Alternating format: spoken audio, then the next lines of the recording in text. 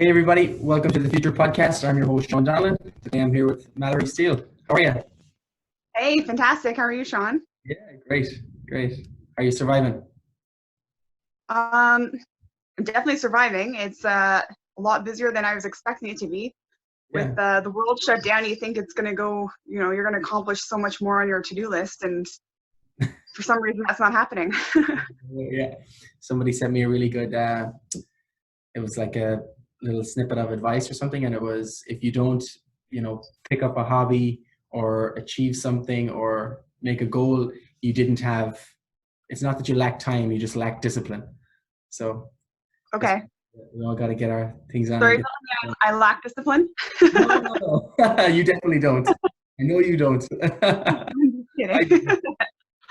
So I'm sorry, what was that? how's business?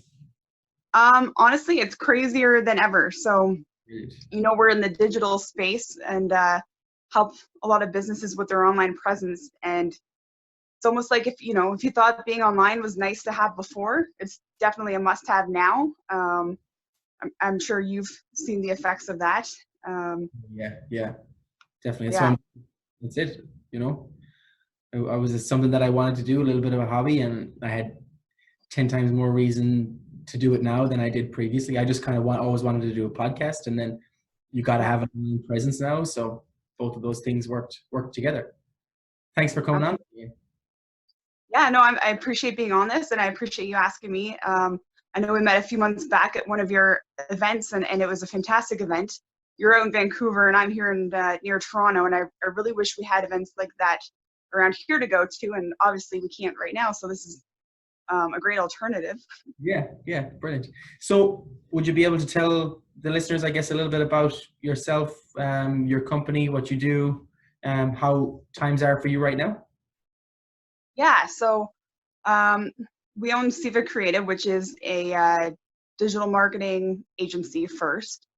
We're kind of the hire your own CMO for people who um, or companies that are ready to have a marketing manager but don't necessarily want to hire in-house. And we handle everything. So from social media management to Google ads or email marketing, um, you name it. We handled the campaign strategy. It's everything's custom, and it's not about am I being on social media, am I doing the email marketing, am I doing all these things, but how do I take my business to the next level? So I'm hearing this word being thrown around quite a bit lately, is you need to pivot your business. Well, we do that on a regular basis, and I think you have to do that now more than ever. But what does pivoting your business look like? So we spend a lot of our days right now strategizing with our clients and current clients, new clients, about how do you pivot your business right now. Yeah. Sean, from your experience, how are you pivoting? So, well, things are really strange in automotive because you can't hop in a car with somebody. You can't go for a drive. Some dealerships, what they're doing is they're letting people hop into cars and go on their own. But we sell, you know, minimum $300,000 up to $1 million vehicles. You can't give somebody the keys to that car and tell them that they can go on their own.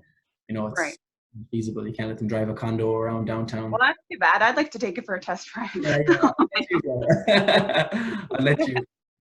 Uh, what we're doing is the sales department is closed. Essential service is open for repairs, things like that, so people have their vehicles, and the sales process is totally digitized. So that's basically it. So it makes it definitely more difficult. I know other dealerships are basically doing this, social distancing test drive system where they give the keys to the person, they sign the waiver, and let them off. But it's very interesting. My brother owns pubs here. All the pubs are closed. He also owns, he's in construction, so the construction sites are open. So some businesses and busier than ever. So some Right. businesses are moving and some businesses aren't moving as well. But then you've got things like the supply chain. It's hard to get some of the raw materials for construction. So what do you do? And I guess it's going to be interesting to see how we do it and You know, I think BC has flattened the curve a little bit better than Ontario because, you know, less smaller population makes it Right, easier. When people are right. in big cities like Toronto, it's harder to stop the flow. Look at New York, you know. Yeah. And I think with our clients, we're seeing kind of two different trends happening. One, this is downtime. You know, your business is closed. You can't open your doors. You can't do a lot of things. But all those things that were in the back of your mind, kind of sitting on the back burner, the checklist. Now is the time to get that done. Now is the time to prepare for when the world opens back up, or to spend that time creating a podcast. How long has this been on your back burner, right? Yeah, like you're interviewing me. Yeah, a long time. A But long time. then, I wanted to do one for a very, very long time. and So then the other side to that is, you know, not everyone will survive this. So the ones that are, what are they doing to survive and thrive? Because at the end of this, if they do survive it, they will be thriving ahead of their competitors, because their competitors will most likely be out of business. So who's going to be there to pick up the pieces when they're not, right? yeah, So a lot of people are doubling down on their marketing, and all of their efforts towards digital. yeah, those are the people that are like you exactly what you said. Those are the ones that are going to come out on top. If Right. people right now are not getting up until, you know, that like they're literally staying in bed all day, get up at 12 o'clock and you Right. know, and not do much. But there's other people then who are basically acting as if nothing has changed in a working environment. You know, I know some Yeah. people they're working at home with screens in front of their partner, like my Yeah. boyfriend's brother. His himself and his fiance, they're on the same desk and they both have headphones on and they just have a screen in front of each other and they just work away Right. in their And apartment. how many kids are running around in the background? Because that's kind of the reality now, right? We Yeah. we just got this office dog because that's a thing that's happening right now. You know, it helps with keeping calm and you know, take your eyes off the screen and something fun to make you happy. And now I'm stuck taking care of this thing because nobody can come to the office. But we were actually, my business partner and I were in Southern California when we got the call for repatriation back in so about a month ago, so mid-March, right? So we're a white label agency, so we provide a lot of services to other agencies across Canada and the US. Yeah.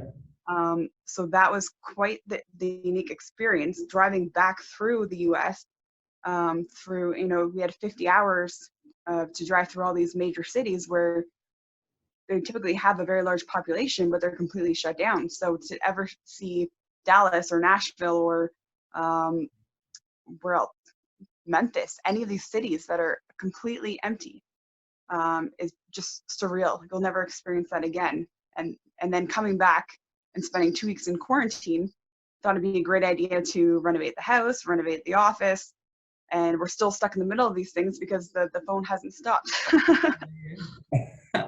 um, can you tell everybody about a little bit about your cross country? You know, Yeah, when I met you originally, this was something that you were in the well, coming to the end of. But you got it's a really interesting story. It's something that not a lot of people are brave enough to jump up and just do that.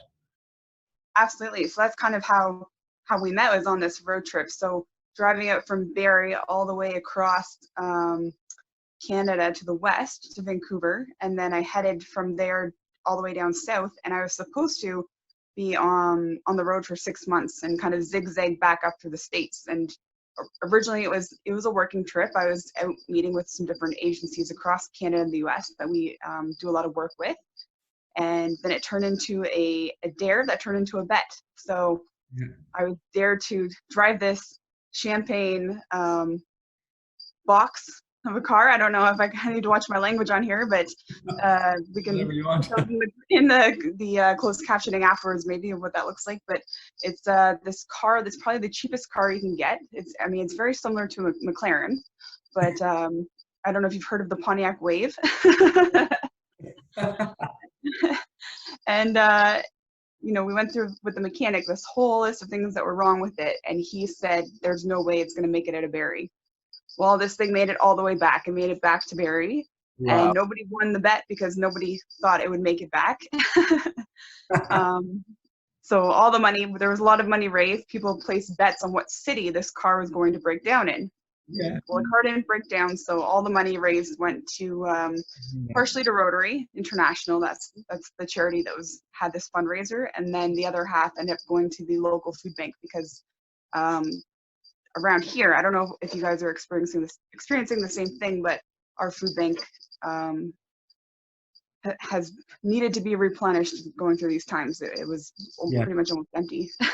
Yeah. When did you start the drive?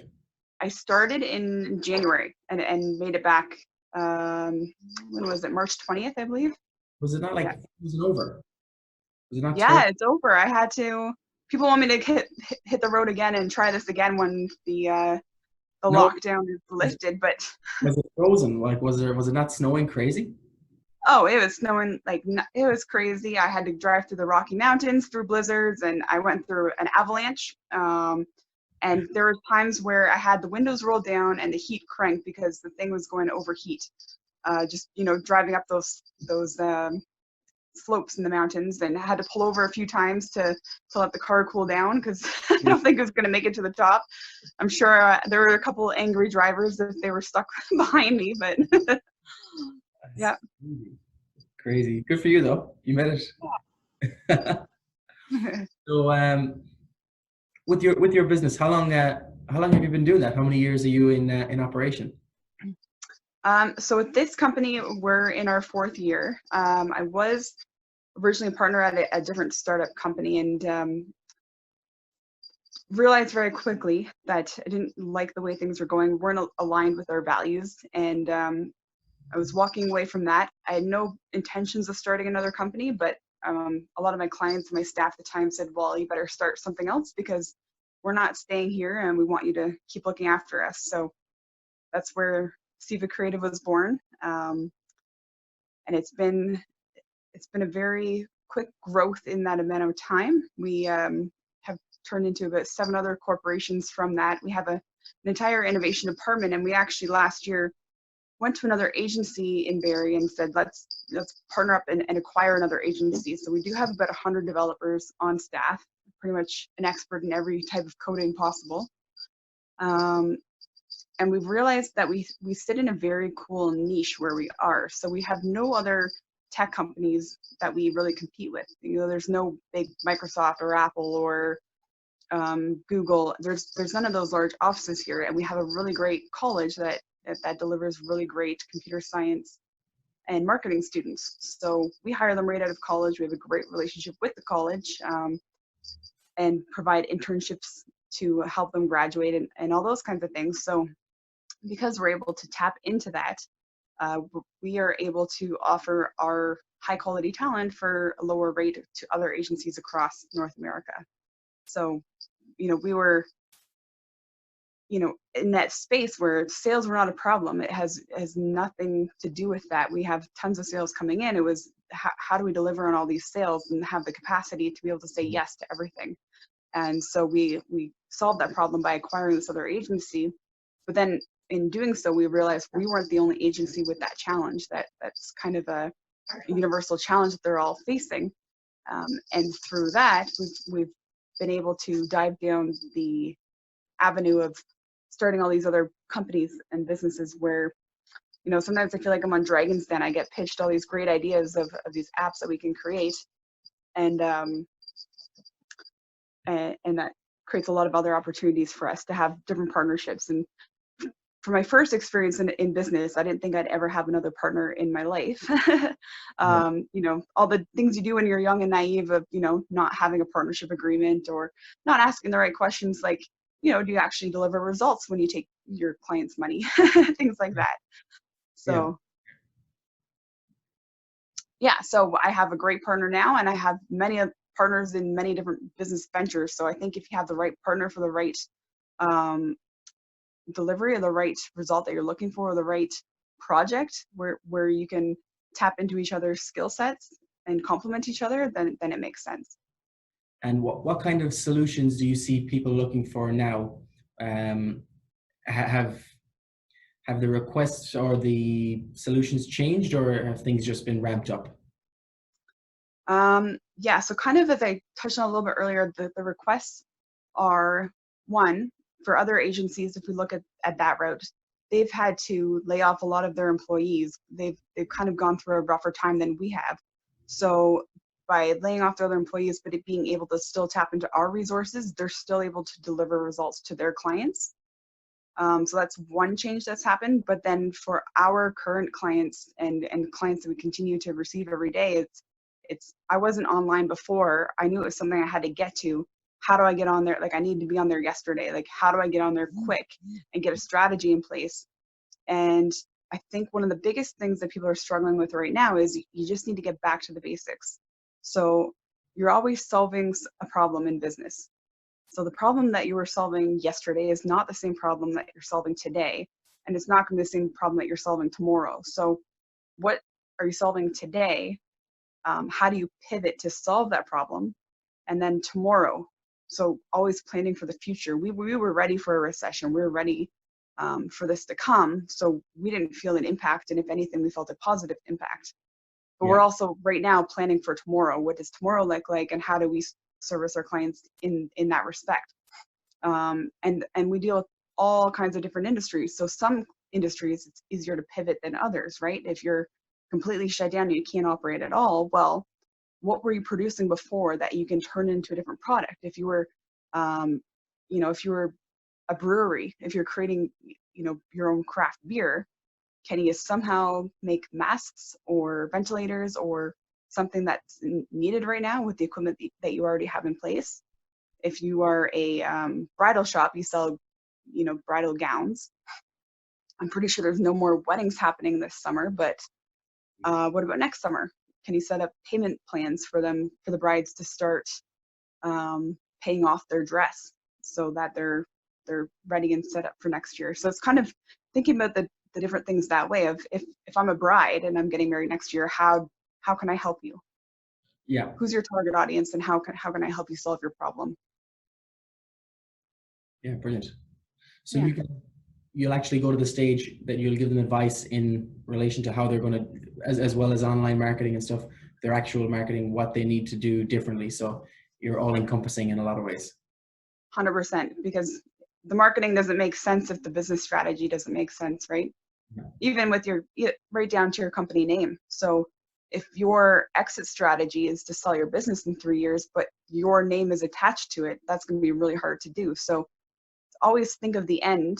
What does the end game look like, and how work your way backwards from there? Break it down into baby steps. So if the end game, surviving this pandemic for your business, 3 months, 6 months, how much do you have in your reserve to survive without any revenue coming in?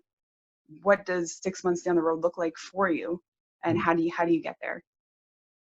And your own background, has this something that you've always been in? Did you go to school for this? Have you ever seen the show The Big Bang Theory? Yeah. Okay, so there's a chick in there called Penny. Yeah. I was the Penny of the computer science class. So I went to school originally for journalism, and I worked at the government at the provincial level doing a lot of editing and that kind of thing. And I worked very closely with a programming team, and I thought, hey, that looks like fun, and I have no idea what they're doing. So I went back to school on the side to kind of learn and figure out what they were doing because I couldn't understand it. And that's the C in me coming out, I guess. But while I was going to school for that, I got intrigued by the whole web development portion of it, and ended up working for the federal government to help with their accessibility. So I don't know if you know this, but the Canadian government was sued for not having accessible websites. So someone who was blind went on and tried to apply for a job through the job bank, and because it wasn't accessible, she ended up suing the government, and a deadline got put into place that all of the Canadian websites had to be accessible by 2021. So I was on a team that had to make everything accessible. And the really cool thing about that is that Google is a blind user. So if you can make your website accessible, you're also making it really awesome, really great for ranking on Google. Oh, really? Yeah, yeah. So I don't want to say I kind of stumbled into where I am right now, but I've kind of said yes to great opportunities that kind of came up along the way to Yeah, get to where I am. I'm sure you didn't stumble. I'm sure it was a lot of hard work to get where you are now. It was, but I mean, you got to have a lot of fun too. You got to enjoy what you're doing. Exactly. So what's next? What's next for you guys? What's the future got in store? What's next? So we have quite a few apps that we have in development right now, and we're planning on launching those by next year. So those would be kind of subscription-based apps based on what I call the wish list from our clients. So whatever's on the wish list, we tick it off, and then we sell it across the whole entire industry. So I've got a few of those on the go. We did just move into a giant, huge office space that's been, we're taking our time renovating it because nobody can come to work right now. So we're kind of working on that. And I guess we want to just keep growing and expanding. So we love helping our clients. We love being in a position to help them succeed. We're kind of growing our empire by helping our clients grow their empire first. So I'm sure we'll probably acquire a couple more agencies in the near future, but other than that, it's really helping our clients with their business strategies. Brilliant. And just to touch on something that we kind of briefly spoke about it. You mentioned that obviously things are busier for you now, so thank you, very brilliant that you're one of the industries that you see things picking up a little bit in this time. Do you see more traction from the customers that you have? Are you seeing an increase of workload from them, or is it mainly new business? Are you taking on new business or increase of work? That's a great question, and I think it's probably 50-50, because all of our clients that we had before the world shut down have taken our advice or thought on their own of, I need to double down on my marketing. So because we work with them on their strategy and we want their business to make sense for them, that's the conclusion that they've come to. So that's the one piece of it. And then the other piece is definitely the new clients. So again, everyone's scrambling. If they weren't online before and didn't have a digital presence, they're scrambling right now to get that. And the other thing is, we don't know when the world's going to open back up. There's a lot of uncertainty. So it may be in a couple of weeks, it might be in 3 months, but people are trying to take advantage of the downtime that they have and saying, I need this and I need it now. So it's definitely a split 50-50 for sure. Okay. And if you could give people out there a little bit of advice right now, either young people up and coming or maybe potential clients, what would it be? It would be, get back to the basics. You provide a value to your clients.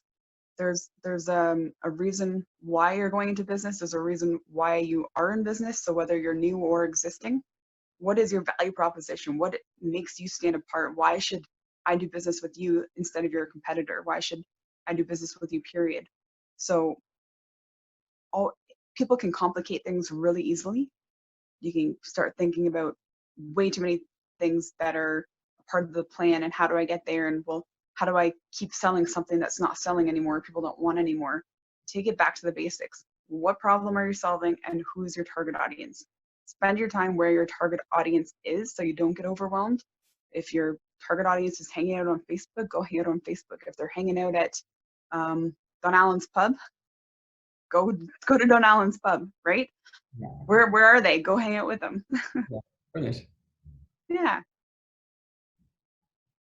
Okay. And do you then, what was I going to say? Do you normally, I don't know, I lost, you threw me with the pub one. You got me. You're thinking about your drink now, aren't you? You're ready for a beer. I think we're extending the off licenses, the off license, I call it, the liquor stores here. So they're taking back kegs from the pubs and they're reselling the alcohol again, so they're making sure that it's not going to waste anyway. Oh, that's good. What about you? Are you guys getting out much? Are you getting out of the house? Are you allowed to, like, I know some places you're not allowed to go like 2 kilometers outside your home. Is that how it is? Yeah, they don't really want you going anywhere. There's the 6 feet or the 2 meter distance apart of any of the grocery stores. You can't congregate at church parking lots. Even if you stay in your car, they're handing out tickets for that. And I mean, the weather has been nice. Luckily, I have a huge piece of property that I can just hang out in the backyard. But I feel for those definitely who are cooped up in apartments and have a hard time getting outdoors. Besides that, we have the 2 renovations going on. So fitting that in between work, it's like I hope the world stays shut down for a couple more months so I can get everything on that to-do list done. But what kind of renovations are you doing? Well, just the new office and the house. So we were actually in a huge transition. We were bursting from the seams from 3 different office spaces. Literally people working on top of people, which definitely would not be allowed now because, you know, the 6 feet apart rule is not going to work. But the new office space is, again, it's great and it's big and it's open, but we're trying to put up the different walls and the different spaces. It was a blank slate when we got it. So putting up the different walls and a kitchen and all those kinds of things. Yeah. I hope you guys can get to move in soon, get some use out of it.